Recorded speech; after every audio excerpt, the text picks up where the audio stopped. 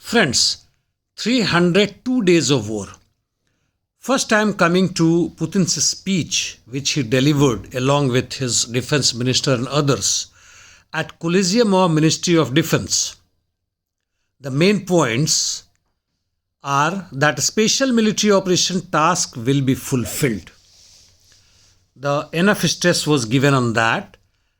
Then they say that Russian Federation army capabilities is being increased every day. Well, that we can see in ground as well as that what informations come. And similar thing is being done towards other side, that is Ukrainian armed forces.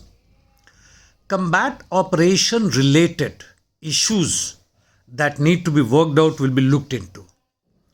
Another important one is that UAVs, the drones, will be brought into a single command. They must have had some incidents where the optimum utilization of these deadly weapon system were not achieved.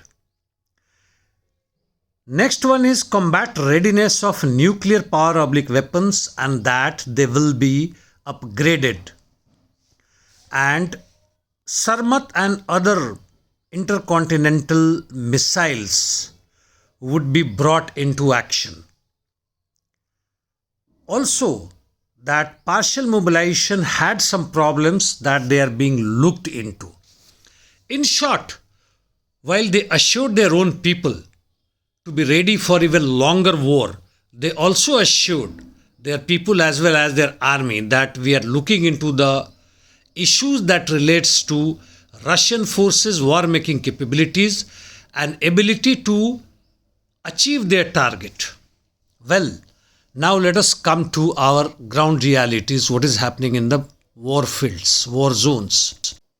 In south, Ukrainian forces fired a minimum 10 artillery shells towards Novaya Kakhovka, Kherson region, and there has been no territorial gains or losses to any sides. The artillery exchanges as well as air power being used to degrade each other's war-making capabilities. In East, British intelligence has said that the Russian forces plus Wagner PMC have made advancement and entrenched in eastern Bakhmut, including industrial area. And in Donetsk side, the Russian forces have occupied dominant heights. That means they have moved westward, gained some territory. Fierce battle continues for Soledar, and in down south towards Avdiivka, nothing in Avdiivka per se, but the Russian forces have made some territorial gains, as they say incremental gains, in northwest of Avdiivka. Coming to north, where Russian forces have increased their offensive all along the battle line. Towards Kupiansk direction, they have assaulted Petropavlovka and Dvorikno. This particular small village they have occupied, and intense battle is continuing towards Maksiyulovka. Not sure whether the Russians have taken over this particular place or not, but picture shows that probably, which is southwest of Kupiansk, has been taken over by them. The aim is to drive Ukrainian forces back to Oskol River and move towards Kupiansk, which is also being aided by their offensive towards Novoselsky, that is southwest, and of course from Swatovo-Kupiansk highway. So it seems that the Russian forces have made territorial gains in east of Kupiansk and towards Dibrova Belogorovka in LPR regions. In the meantime, Zelenskyy's US visit had yielded 2.2 billion worth new arms deal, which includes now finally Patriot air defense system.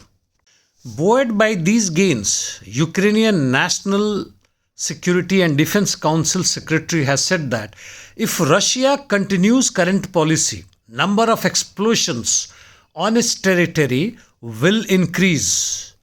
There will be huge explosions in many other parts of Russian cities. In the meantime, UN Secretary General has opined that the biggest threat of terrorism today in West countries comes from extreme right, neo-Nazis and white supremacists. Issues of Islamophobia and anti-Semitism needs to be condemned. However, he did not mention anything the neo-Nazism or neo-fascism that is rising in other parts of the world, which is leading to perpetual conflict, and in which, in most of the cases, the US participation is visible. Thank you, friends.